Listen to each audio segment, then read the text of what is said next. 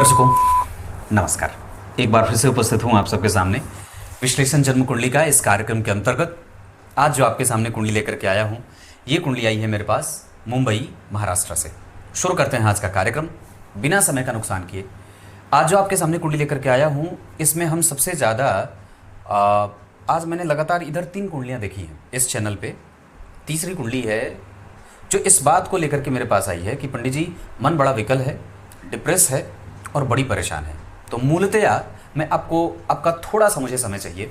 मैं आपको एक बात कहूँ, हमारे बच्चे ये 2001 की कुंडली है और अभी मैंने कुछ दिन पहले 2007 की कुंडली देखी थी जो भयंकर डिप्रेशन में वो बच्चा था। हमारे बच्चे आजकल डिप्रेशन में क्यों जाते हैं? क्योंकि वो खुद को समझ नहीं पाते, और खुद को समझना तब आरंभ होता है या खुद को समझने की प्रक्रिया तब शुरू होती है जब आप अपने मूल ग्रंथ के पास जाते हैं। परमात्मा की शक्ति के रूप में उनकी आत्मा या हमारे शरीर में जो बल है वह हमारे आत्मा के कारण है। आत्मा का निकास होगा, शरीर बलहीन और निर्बल हो जाए। उसी तरीके से हमारे जो ग्रंथ हैं वो हमारी आत्मा है, वहाँ हमारी असलियत छुपी है, हमारी परंपराएं छुपी हैं, हमारी मजबूती छुपी है, हमारे अंदर का ज्ञान गूढ़ रहस्य छुपा है। हम कौन हैं ये हम ग्रंथों के माध्यम से जान पाते हैं। बल्कि यहाँ मैं आप लोगों को एक बात और जोड़ूंगा कि हमारी नई पीढ़ी को कई बार ये भी बात पता नहीं है कि हमें कौन से ग्रंथ पढ़ने चाहिए, है ना। हम अगर साधारणतया उदाहरण में अगर एक गीता पुस्तक ही खरीदते हैं, गीता जी ही खरीदते हैं, अगर हमें वो मूल गीता मिल जाए तो वो हमारा मार्गदर्शन अच्छा कर सकती है।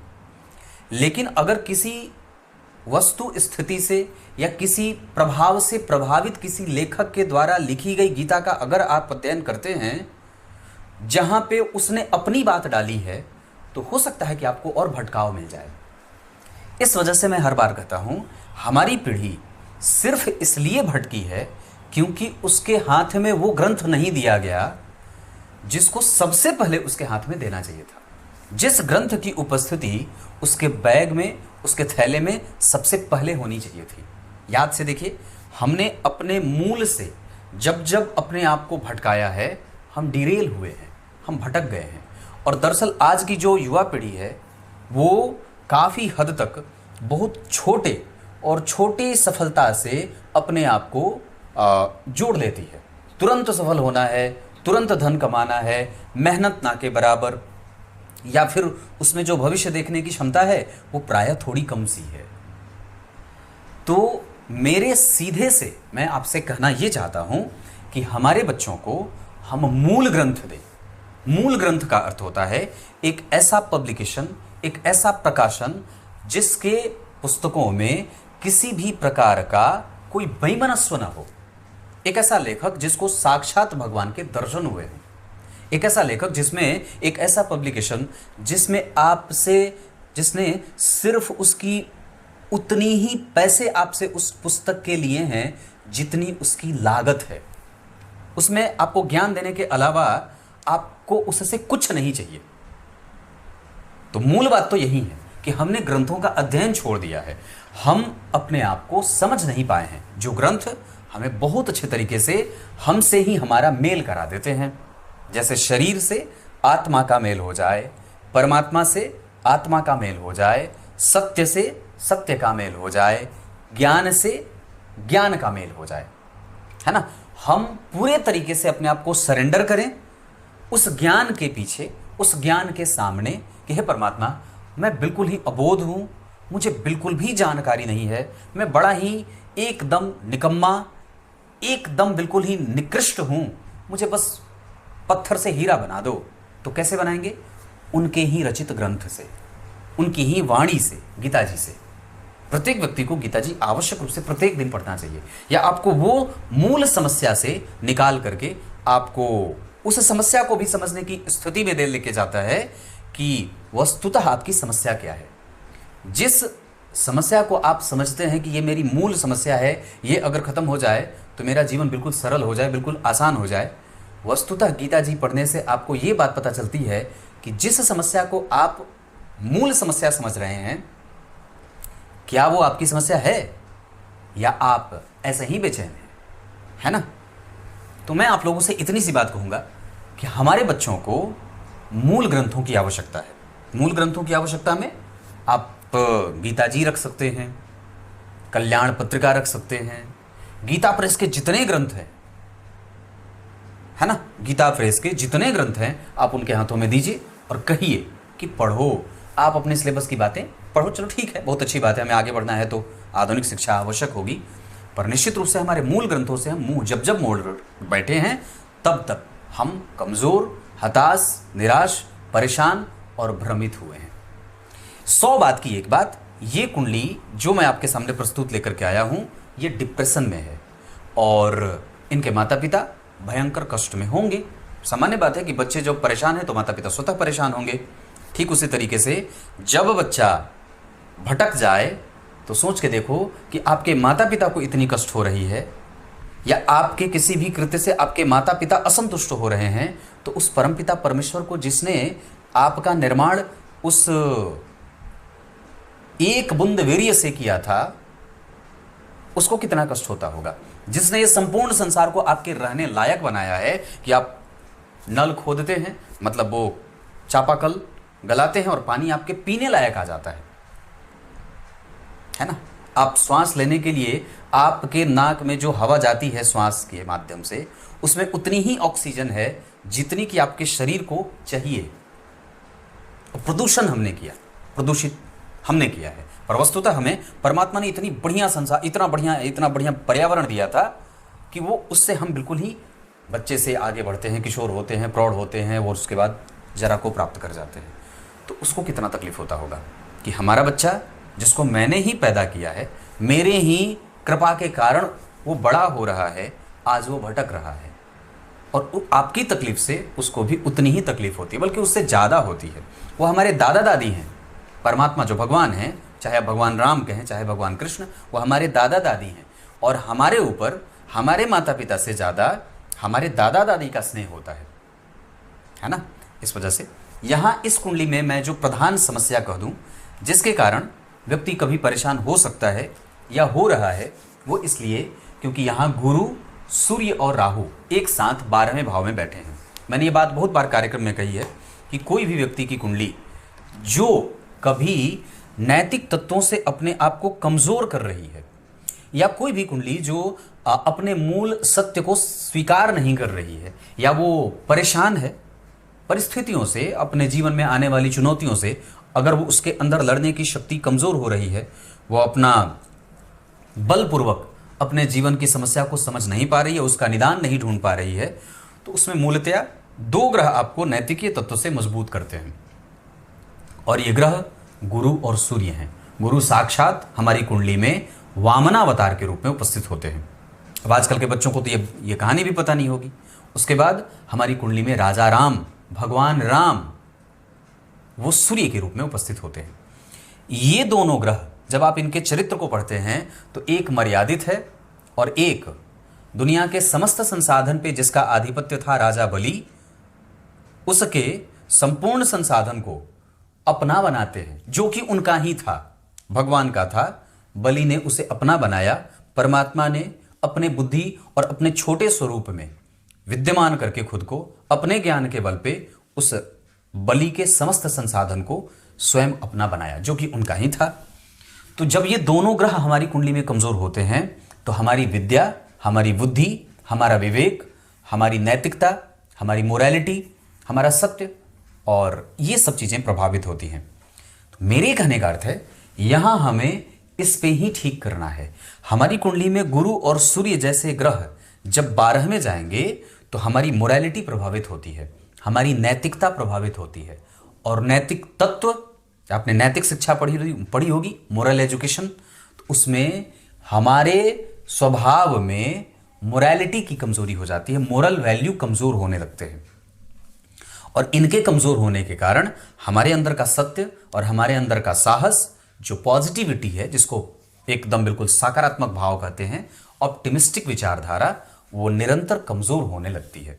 और इसी कमजोर होने के कारण जब ये ग्रहों के तत्व, मतलब ये जो दोनों ग्रह हैं गुरु और सूर्य ये हमें पॉजिटिव फील कराते हैं, हमें साहस देते हैं, हमारे अंदर सकारात्मक भावों का संचार करते हैं। और 12वें भाव में जब कोई ग्रह बैठ जाता है, ये 12वां भाव है, ये पहला है, ये दूसरा है, ये तीसरा, ये चौथा, ये पांचवा, ऐसे जब गिनेंगे तो ये 12वां भाव है।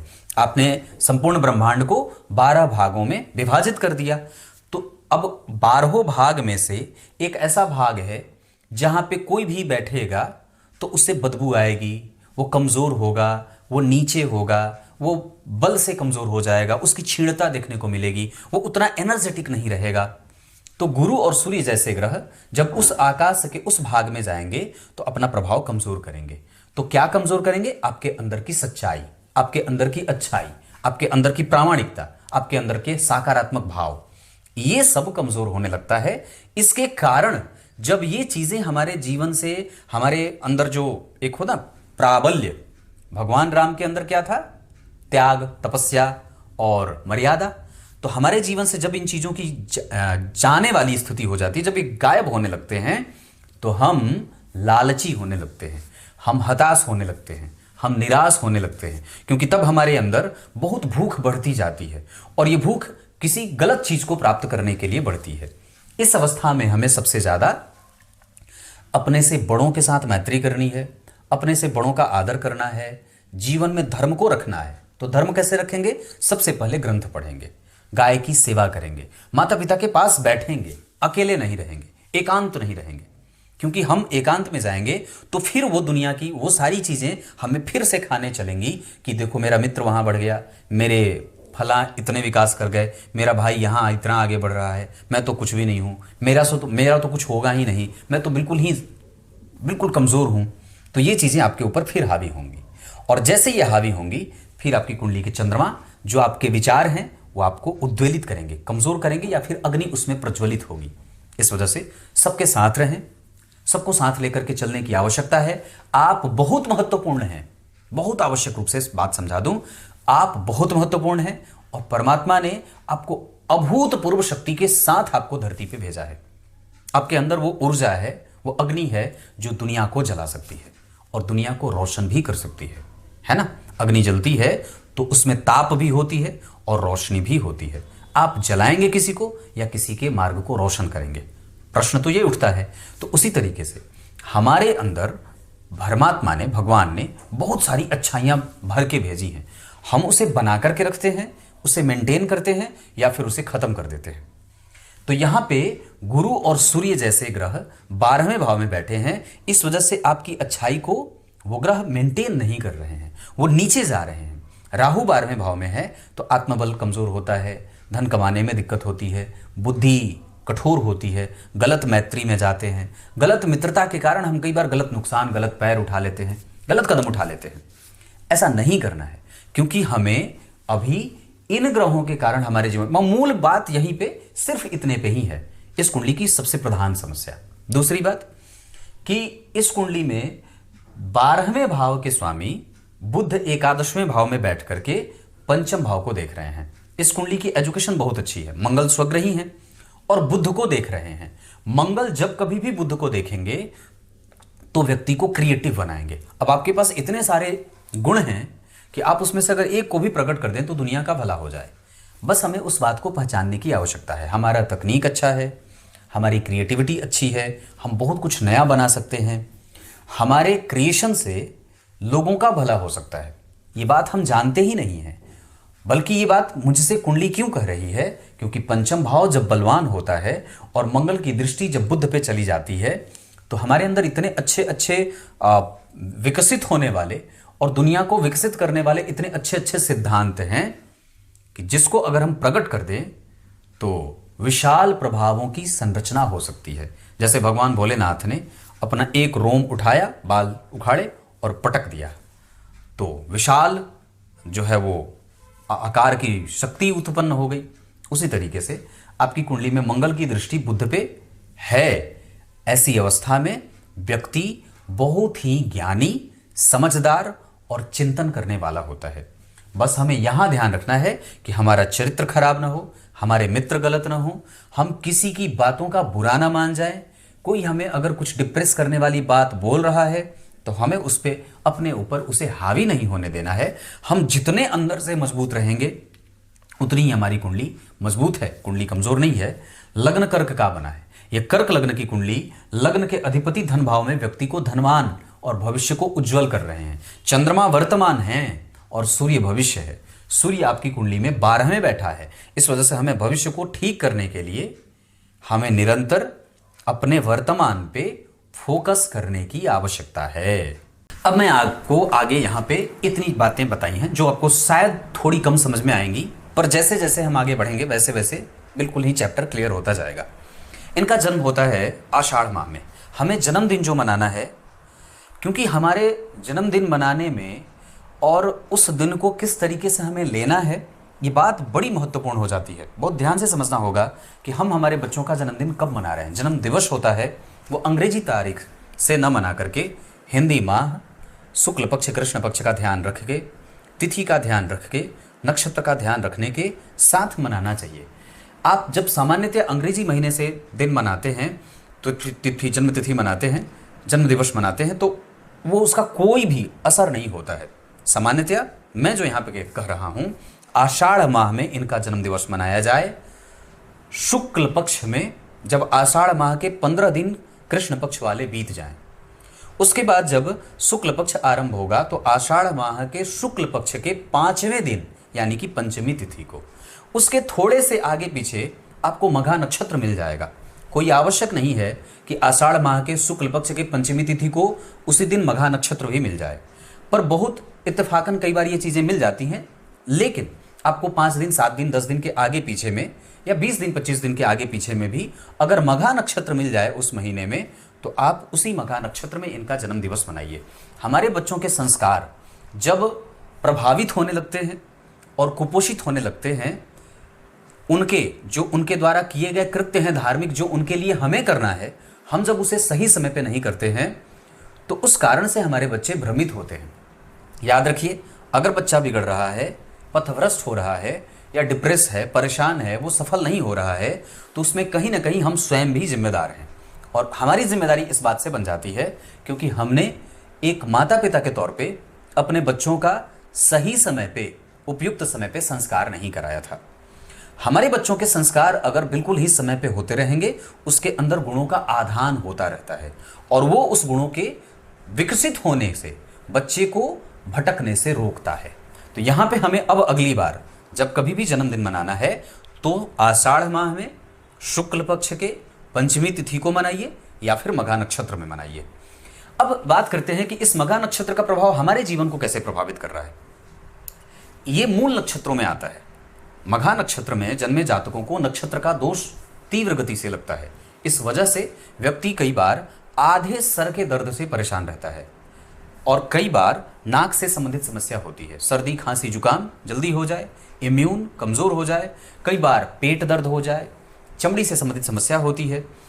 इस वजह से हमें मघा नक्षत्र में जो जातक जन्मे हैं, इसके बारे में अगर आप गौर से समझेंगे तो इसके जो स्वामी देवता हैं, वैसे तो ये मघा नक्षत्र केतु का नक्षत्र है, पर वस्तुतः इसके जो स्वामी देवता हैं वो अर्यमा नाम के पितर हैं। अर्यमा नाम के पितर हैं। अब जब कभी भी किसी जातक का जन्म जिसका मघा नक्षत्र में जन्म हुआ है, उसको अपने पितरों की पूजा करनी चाहिए। और जातक के हाथों से जब पितरों की पूजा नहीं होती है तो उसके पितर नाराज होते हैं। इसका असर उसके जीवन पे देखने को मिलता है।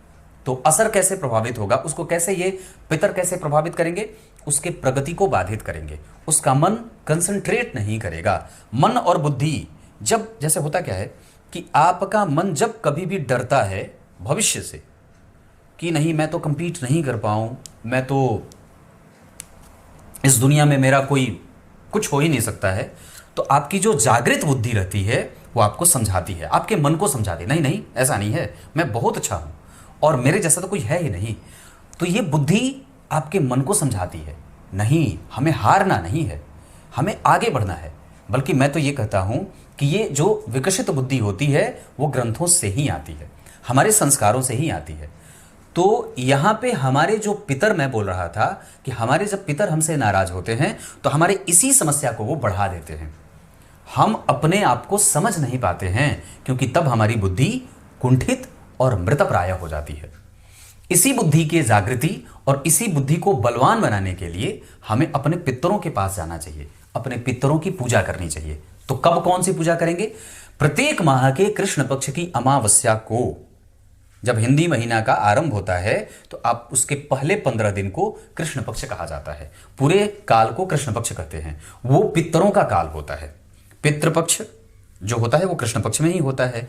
तो प्रत्येक महीने के जो 30 दिन होते हैं उसमें से आरंभ के जो 15 दिन होते हैं वो हमारे पितरों के हैं, और बाद के जो 15 दिन हैं वो हमारे देवताओं के हैं, हमारे इष्ट के हैं। तो हमें हमारे पितरों को मनाना है। हमें आरंभ के 15 दिन या फिर 15 दिन का जो अंतिम दिन होता है, जिसे अंतिम दिवस कहते हैं, जिसे अमावस्या कहते हैं, उस दिन हमें किसी ब्राह्मण को बुला करके और उनमें अपने पितरों का दर्शन करते हुए उनको दान देना है, उनको भोजन कराना है, उनके चरण धोने हैं, उनको वस्त्र अर्पित करने हैं, उनको मीठा पकवान भोजन अर्पित कराना है, घी में बने मालपुए, लड्डू, मिश्री जो भी बन पड़े उनको सब चीज़ बड़ा शुद्ध तरीके से बनाइए, उनको पहले पवाइए, उसके बाद स्वयं उसका भक्षण करिए। इससे होगा ये कि आपके जो जन्म नक्षत्र के अधिपति हैं केतु देवता, और इसके जो स्वामी हैं, जो इनका आधिपत्य तो चलो केतु के पास है, पर अधिपति और स्वामी दोनों में अंतर है।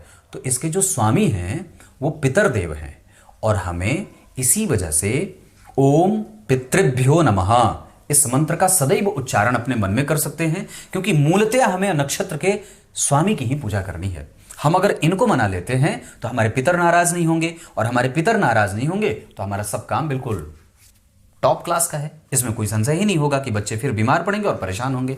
मतलब जो हेडेक है, जो मन हमारा डरा हुआ है, बुद्धि हमारी जागृत नहीं है, वो तर्क नहीं कर रही है, वो कुतर्क में उलझी है, गलत मैत्री, गलत मित्रों की बुद्धि से प्रभावित है, अपने आप को बाहर नहीं निकाल रही है।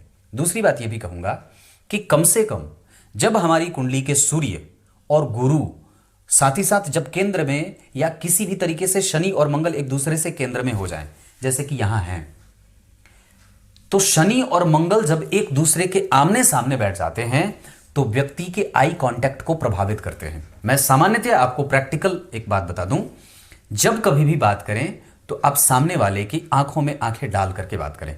इससे आपके अंदर का आत्मविश्वास जागृत होता है।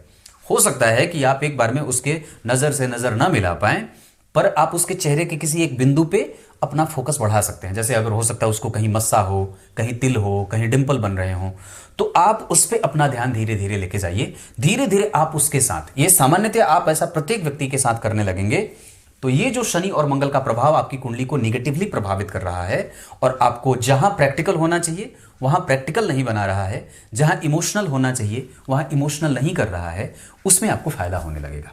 मतलब मेरे कहने का सामान्य अर्थ है कि हमें अपने आप को बाजार में लेके आना है, लोगों के बीच लेके आना है, और इसकी जागृति हमारे पितरों की पूजा से, अमावस्या को ब्राह्मण की पूजा से, रविवार के दिन नमक का सेवन बिल्कुल कम, नामात्र के बराबर। नमक आलस्य और प्रमाद के साथ कामोत्तेजक भावनाओं की वृद्धि करने वाला होता है, तो इसका सेवन कम करें। मांसाहार बिल्कुल इस कुंडली के लिए जहर से भी ज्यादा नुकसान करेगा, क्योंकि पहले ही आपकी कुंडली में गुरु और सूर्य 12 में है। सूर्य पे जब राहु का प्रभाव होता है तो यहां भी व्यक्ति कई बार धन कमाने में, धन बचाने में, और धन को कमाने के लिए वो जितनी भी मेहनत करता है उसमें उसको रस ज्यादा, मतलब कंपटीशन बढ़ जाता है। कहने का अर्थ है उसका आत्मविश्वास उसके संग खड़ा नहीं होता, उसकी आत्मा कई बार किसी दूसरे के कंट्रोल में होती है, उसकी बुद्धि कई बार किसी दूसरे से प्रभावित होती हुई, उसकी बातें, वो कुतर्क जो कर रहा है, वो जो तर्क वितर्क कर रहा है, वो किसी दूसरों की बातों से कर रहा है। तो मूल जो बात है वो हमें अपने आप को यहां से ट्रेन करने की आवश्यकता है। ओम पितृभ्यो नमः इस मंत्र का जप, और भृंगराज आपको कहीं भी किसी पूजा पाठ की सामग्री की दुकान पे या औषधि की दुकानों पे मिल जाएगा।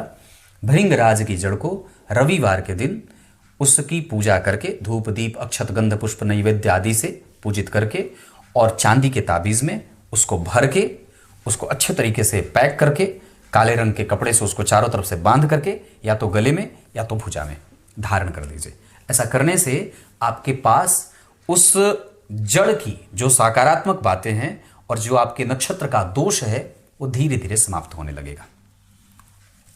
शुक्ल पक्ष के पंचमी तिथि के चंद्रमा होते हैं पापक, इस वजह से व्यक्ति का मन एक जैसा नहीं है।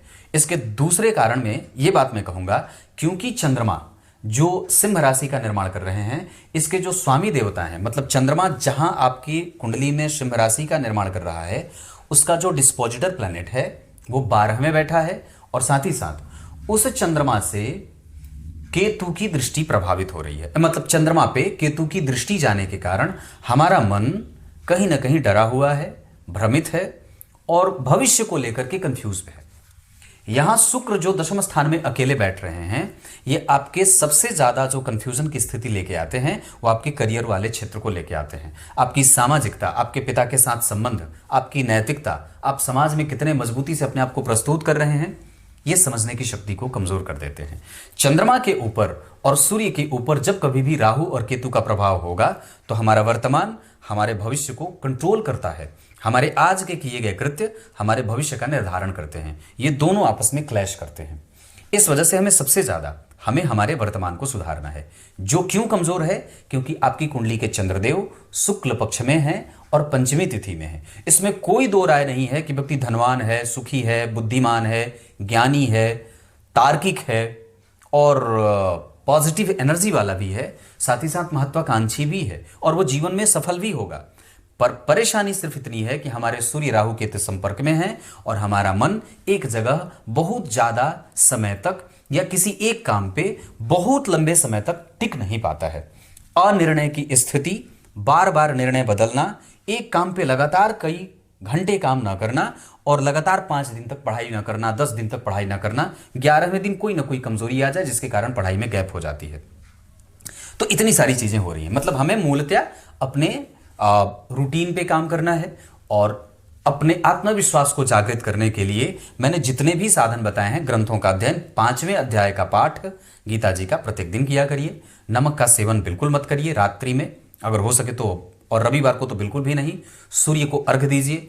जिस कमरे में आप सो रहे हैं उस कमरे की सफाई स्वयं से करिए। ऐसा मैं क्यों कह रहा हूं? क्योंकि चतुर्थ स्थान के जो अधिपति हैं वो शुक्र हैं और ये जन्म कुंडली में दशम स्थान में बैठे हैं। मैंने एक सिद्धांत बताई थी जो कुंडली पे लागू होती है कि कोई भी ग्रह किसी एक खास दिशा में बलवान होता है। जैसे सूर्य और बुध लग्न में यानी कि पूर्व दिशा में बलवान होते हैं, वहीं शनिदेव सप्तम स्थान में यानी कि पश्चिम दिशा में बलवान होते हैं। ठीक उसी तरीके से शुक्र और चंद्रमा चतुर्थ स्थान में उत्तर दिशा में बलवान होते हैं और मंगल और सूर्य दशम स्थान में बलवान होते हैं। गुरु, सूर्य और बुध लग्न में यानी कि पूर्व दिशा में भी बलवान होते हैं। अब जो ग्रह जहां बलवान होता है उसके जस्ट अपोजिट यानी कि सामने वाले भाव में वो निर्बल हो जाता है। मतलब शुक्र और चंद्रमा जब यहां मजबूत होते हैं तो यहां वो कमजोर हो रहे हैं। इसी वजह से यहां दक्षिण दिशा में शुक्र के बल को कमजोर मिलने के कारण व्यक्ति का जो वास्तु का प्रभाव है, जिस घर में आप रह रहे हैं, जिस घर में आप निवास कर रहे हैं, जो कमरा आपने अपने रहने के लिए बनाया है, उस कमरे की पूजा और उस वास्तु के उस क्षेत्र की पूजा आपको स्वयं से करनी चाहिए। ऐसा नहीं करने के कारण ये वास्तु देवता जो चतुर्थ स्थान जो होता है वो आपके घर का होता है, मेंटल स्टैब्लिशमेंट का होता है, एकाग्रता का होता है, निद्रा का होता है, प्राणायाम का होता है, शांति का होता है, माता के समान जो आंचल में उनके सुख मिलता है उसका होता है। इस भाव के स्वामी जब निर्बल हो जाएंगे तो इन सभी चीजों की कमजोरी हो जाएगी। ऐसी अवस्था में क्या प्रभावित होगा? सबसे पहले नींद, शरीर में ऑक्सीजन की कमी, एकाग्रता भंग होगी, मन और इतना भटका हुआ रहेगा कि आप किसी भी चीज पे फोकस नहीं कर पाएंगे। इसके साथ साथ व्यक्ति के कारण, जिनकी ये कुंडली है, इनके कारण घर परिवार में प्रायः एक तनाव का माहौल रहता है। लोग जैसे ही आपको देख रहे हैं वैसे ही आपके बारे में सोच करके वो स्वयं को भी परेशान और प्रभावित कर रहे हैं। मतलब हमें क्या करना है कि हमें लोग देख करके खुश हों, हमारी खुशी लोगों पे प्रभावित करे, नुकसान ना करे और मैं किसी से प्रभावित ना हूं। कोई माला पहना दे तो भी ठीक है, कोई अपमान कर दिया तो भी ठीक है, दोनों स्थितियों में मैं एक जैसा रहूं। और ये तब होगा जब आप जिस कमरे में रह रहे हैं उसके वास्तु देवता आपसे प्रसन्न रहेंगे, जो कि अप्रसन्न है। मतलब हमें शुक्र को बल देना होगा। शुक्र को बल देने के लिए देवी मैया के मंदिर का दर्शन या किसी भी देव प्रतिमा का दर्शन करिए। चांदी के बर्तनों का इस्तेमाल कर सकते हैं, दूध शिव जी पे अर्पित कर सकते हैं, सफेद वस्त्र धारण कर सकते हैं, सफेद तिल दान कर सकते हैं, कंबल सफेद दान कर सकते हैं, मोती धारण कर सकते हैं, मोतियों की माला धारण कर सकते हैं। जितनी भी चीजें हैं, आप इन सभी चीजों का अपने जीवन में प्रयोग शुरू करिए। धीरे धीरे आप में बहुत ही सकारात्मक बदलाव देखने को मिल जाएगा। और मैं गारंटी से कहता हूं कि जितने भी साधन मैंने आपको बताए हैं, अगर आप थोड़े दिन करके देखेंगे, आप बेतरतीब तरीके से बहुत ही मजबूत हो जाएंगे। कुंडली कमजोर नहीं है, ये कर्क लग्न की कुंडली है जो किसी के साथ भी इमोशनली अटैच होती है। बहुत जल्दी आप किसी से जुड़ जाते हैं, और जब सामने वाला आपके अंदर बहुत अच्छे तरीके से जगह बना चुका होता है, और जब आपको यह पता चलता है कि ओहरे, मेरे लिए उस सामने वाले के हृदय में रत्ती मात्र भी जगह नहीं है, तो इसी कारण से आपकी आत्मा को और आपको तकलीफ हो रही है। और वो क्या है कि आप किसी के सामने वाले के हृदय में वो मजबूत स्थान नहीं बना पा रहे हैं जो आपके अंदर उस व्यक्ति ने बना रखा है। ये आपका आत्मविश्वास है। हमें पहले अपने आप को आत्मविश्वास से युक्त करना होगा, ताकि मुझे किसी की आवश्यकता ही ना रहे। मुझे सिर्फ आवश्यकता मेरे भगवान की रहे, मैं सिर्फ उनमें जाऊं, अपने ग्रंथों में जाऊं। नवमांश कुंडली में अगर बात करते हैं तो नवमांश कुंडली में द्वितीय भाव में चंद्रमा, बहुत बढ़िया। यहां शनि तीसरे घर में बैठे हैं, सामान्यतः ठीक है, पर चतुर्थ स्थान को पापकर्त्री लगा है, और चतुर्थ स्थान के अधिपति स्वग्रही है नवमांश कुंडली में। केंद्र में सूर्य बैठे हैं, मंगल द्वितीय भाव में, बुध जन्म कुंडली में वृश्चिक राशि में, गुरु तुला राशि में बैठे हैं। अब यहां पे इसका मैं फलादेश बता दूं तो लग्न के अधिपति गुरु छठवें भाव में ना जाकर के अष्टम भाव में तुला राशि में, और यहां के स्वामी शुक्रदेव भाग्य भाव में बैठे हैं, और जन्म कुंडली के चतुर्थ स्थान को पापकर्त्री लगा है। इस आधार पे ये बात निकल करके सामने आ रही है कि हमें विवाह बहुत सावधानी से और निश्चित रूप से बहुत ही गंभीरता से विवाह कुंडली मिला करके ही करनी होगी, क्योंकि नवांश कुंडली के लग्नेश का अष्टम भाव में जाना, 12वें भाव में मंगल का रहना, और चतुर्थ स्थान को पापकर्त्री में रहना, चतुर्थ स्थान पापकर्त्री में लगा है, पापकर्त्री में है। इस वजह से विवाह को लेकर के मेष राशि मेष लग्न, सिंह राशि सिंह लग्न, और तुला राशि तुला लग्न के जातक और दक्षिण और पूर्व के जातकों से विवाह किया जाए। साथ ही साथ ये कुंडली मंगलिक नहीं है, लेकिन चंद्र कुंडली से मंगलिक है, क्योंकि चंद्रमा से चौथे घर में मंगल बैठे हैं, लेकिन स्वग्रही हैं। इस वजह से मैं उन्हें भी खराब नहीं कहूंगा। हमें अपने वास्तु देवता की पूजा करनी है, और घर से बाहर निकलते समय एक घी का दीपक जला करके वास्तु देवता की जय ऐसा प्रणाम करके तब घर से बाहर निकलना है। यकीनन ये कुंडली बहुत अच्छी आगे बढ़ जाएगी। अगर मैं दशमांसा कुंडली की बात करता हूं तो दशमांसा कुंडली में भी शुक्र का लग्न में बैठना, भाग्य भाव में चंद्रमा का बैठना, साथ ही साथ जन्म कुंडली के दशमांसा चक्र में मंगल का चतुर्थ स्थान में बैठना, गुरु शुक्र सूर्य और मंगल जब एक दूसरे से केंद्र में सारे ग्रह बैठे हैं तो यह अपने आप में बहुत अच्छी बात हो जाती है। मतलब इस कुंडली को व्यापार भी करते देख रहा हूं, और यह कुंडली नौकरी से ज्यादा व्यापार में सफल होगी। अगर आप कुछ करना चाहते हैं तो निश्चित रूप से विदेश जाने से ज्यादा बढ़िया होगा आप अपने घर पे रह करके, यहीं पे रह करके कुछ किया जाए, क्योंकि अष्टम भाव का जो स्वामी है और विदेश भाव की स्थिति बहुत ज्यादा अच्छी नहीं बनी है। विदेश से लाभ जरूर है, पर वहां पे मन भी अशांत रहेगा, वहां भी आपको बेचैनी होती रहेगी। अष्टम भाव के स्वामी शनिदेव हैं, जो जन्म कुंडली में एकादशवें भाव में बैठ करके अष्टम भाव को देख रहे हैं। इस वजह से, और चतुर्थ स्थान के जो स्वामी हैं वो चतुर्थ भाव को देख रहे हैं। गुरु की दृष्टि चतुर्थ भाव पे है, और चतुर्थ भाव के ठीक आगे मंगल स्वग्रही होकर के बैठे हैं। तो ये जो सारी चीजें बन रही हैं कुंडली में, इसका एकमात्र परिणाम आता है कि व्यक्ति अपने जन्म स्थान के निकट रह करके भी अपना भविष्य तलाश सकता है।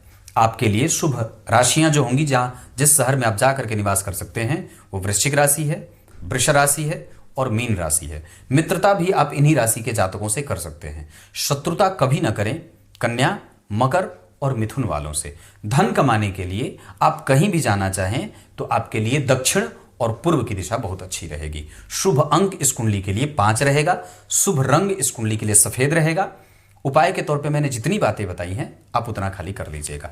इसके अतिरिक्त अगर दशमांसा कुंडली का केंद्र बिल्कुल ही भरा पूरा है, चाहे कोई भी ग्रह बैठा हो, उससे कोई फर्क नहीं पड़ता है, केंद्र में गुरु बैठे, केंद्र में शुक्र बैठे, केंद्र में मंगल और केंद्र में सूर्य बैठे हैं, तो परस्पर दशमांसा कुंडली के 3 जो परम मित्र ग्रह हैं, मंगल के मित्र गुरु, गुरु के मित्र सूर्य, सूर्य के मित्र गुरु, गुरु के मित्र मंगल, तो 3 परस्पर मित्र ग्रह एक साथ या एक ही साथ केंद्र में बैठे हों, या केंद्र में क्रमशः इन्होंने जगह बना के रखा हुआ है, या दशमांशा कुंडली में लाभ का अधिपति लग्न में बैठा है, लग्न का अधिपति जन्म कुंडली में लग्न को देख रहा है, 12वें भाव का अधिपति जन्म कुंडली में चतुर्थ स्थान में बैठा है, और पंचम स्थान के अधिपति चतुर्थ स्थान में बैठे हैं। इस वजह से भी इस कुंडली का करियर कमजोर बिल्कुल भी नहीं है, हमें बिल्कुल भी डरने की कोई आवश्यकता नहीं है। अभी हमारी कुंडली में शुक्र की दशा चल रही है, जहां कई बार व्यक्ति बिगड़ते बिगड़ते बचता है, या कई बार लगभग वो उस रास्ते पे चला जाता है। हमें अभी कम से कम 2028 के 5वें महीने तक बालक को अभी मोटिवेट करना है, आगे बढ़ाना है, ध्यान देना है, इस पे फोकस रखना है। माता पिता का अभी परम पुनीत अभी यह कर्तव्य होगा कि ये बच्चे को बिगड़ने न दें। गलत मैत्री से इस कुंडली को नुकसान है, और निश्चित रूप से इस कुंडली में मित्रों के कारण नुकसान संभव है। दूसरी बात, ये कुंडली में चंद्रमा जो है वो 0 डिग्री के बैठे हैं, इस कारण से व्यक्ति का मन एकाग्र नहीं है, और वो निरंतर ईर्ष्या है, कभी द्वेष है, कभी छल है, कभी कपट है, कभी झूठ है, कभी बेवजह की बातों में उलझा हुआ है। अगर ये सब चीजें नहीं भी हैं और एक तरफा भटक रही हैं, तो उसके पीछे भी चंद्रमा ही कमजोर होते हुए देखे जा रहे हैं, क्योंकि चंद्रमा ही आपके वस्तुतः मन स्थिति को बदलने और नियंत्रण करने के कारक होते हैं। क्लियर है? नक्षत्र के आधार पे इस कुंडली में नक्षत्र जो अच्छा रहेगा, मृगशीरा, रोहिणी, भरणी, पुनर्वसु और मघा, ये सब नक्षत्र किसी भी कार्य को करने के लिए अच्छे रहेंगे। दिन इस कुंडली के लिए शुक्रवार का और सोमवार का बहुत अच्छा रहेगा। दशाओं के क्रम में अगर बात कर दूं तो सूर्य को छोड़ करके बाकी चंद्रमा, मंगल, बुध, गुरु और शनि, राहु, केतु, ये सारे ग्रह आपके पक्ष में खड़े हैं। सूर्य थोड़े कमजोर हो रहे हैं, वो 50% से कमजोर परिणाम कर रहे हैं। बाकी हमारी कुंडली में शुक्रदेव कमजोर हो रहे हैं, इस वजह से अभी जातक के ऊपर से शुक्र की ही दशा चल रही है, इस वजह से जातक परेशान है। सूर्य की दशा में जैसे ही सूर्य की दशा आएगी, जो अभी तुरंत हाल ही में लगने वाली है 2028 से, चीजें बिल्कुल पटरी पे धीरे धीरे आ जाएंगी। हमें अभी सूर्य की दशा तक इस बच्चे को काम पे रखना है, बहुत उसका कंसंट्रेशन बना के रखना है, भटकाव नहीं होने देना है। उसके निमित्त गणेश जी की चतुर्थी का व्रत आदि भी माता और पिता के द्वारा करना चाहिए। रत्न मैंने बताया मोती, चीजें ऐसे काम करेंगी। दशा के क्रम में अगर मैं बात कर दूं तो आगे भविष्य में जो इस कुंडली में चंद्रमा, गुरु, सूर्य, मंगल, राहु, केतु और बुध, चंद्रमा, गुरु, सूर्य, मंगल, राहु, केतु और बुध, ये जितने ग्रह हैं 7 ग्रह क्रमशः आपको एनर्जी देने वाले हैं। सूर्य की दशा भी आपके जीवन में काम देने वाली होगी, आपका कार्य क्षेत्र आपको बुला लेगा और क्रमशः आप सूर्य की दशा में प्रोग्रेस कर जाएंगे। लेकिन इस कुंडली में परेशानी इसलिए हुई है क्योंकि शुक्र और शनि इस कुंडली में होरा चक्र में कर्क राशि में यानी कि चंद्र के होरा में बैठे हैं। इसके कारण वो व्यक्ति में शिथिलता दे देते हैं, उसका काम बनता ही नहीं है, वो कई बार अपने लक्ष्य का निर्धारण नहीं कर पाता है, या कई बार वो प्रायः इमोशन में उलझ जाता है, जिसके कारण उसको उसका लक्ष्य दिखाई नहीं देता है। इस कुंडली में विवाह आदि का पक्ष जो मैं देख रहा हूं, उसके आधार पर विवाह पक्ष में थोड़ी सी कमजोरी होगी। हालांकि सप्तम भाव में बैठे हैं, गुरु का प्रभाव जन्म कुंडली में ठीक ठाक तो नहीं है, पर सामान्यतया मैं लग्नेश के अष्टम भाव में जाने के कारण थोड़ा परेशान जरूर कर रहा हूं खुद को यहाँ पे। इस वजह से हमें बहुत सावधानी से विवाह करना होगा। नवांश कुंडली के चतुर्थ स्थान को पाप कर्त्री लगा है, घर में कलह का वातावरण ना हो, इसको पहले हमें चेक कर लेना होगा। पैतृक संपत्ति आदि का नुकसान ना हो आपके हाथों से, इसका ध्यान रखना होगा। इसके साथ साथ पैतृक संपत्ति को लेकर के कोई विवाद ना हो, इसका भी ध्यान रखना होगा। आपकी कुंडली में माता आपकी सबसे अच्छी शिक्षिका हो सकती हैं, पिता आपके अनुभवी हैं, उनसे अनुभव प्राप्त करिए। बड़े छोटे भाई बहनों के साथ आपके संबंध बहुत अच्छे रहेंगे, इसमें कोई संदेह नहीं है।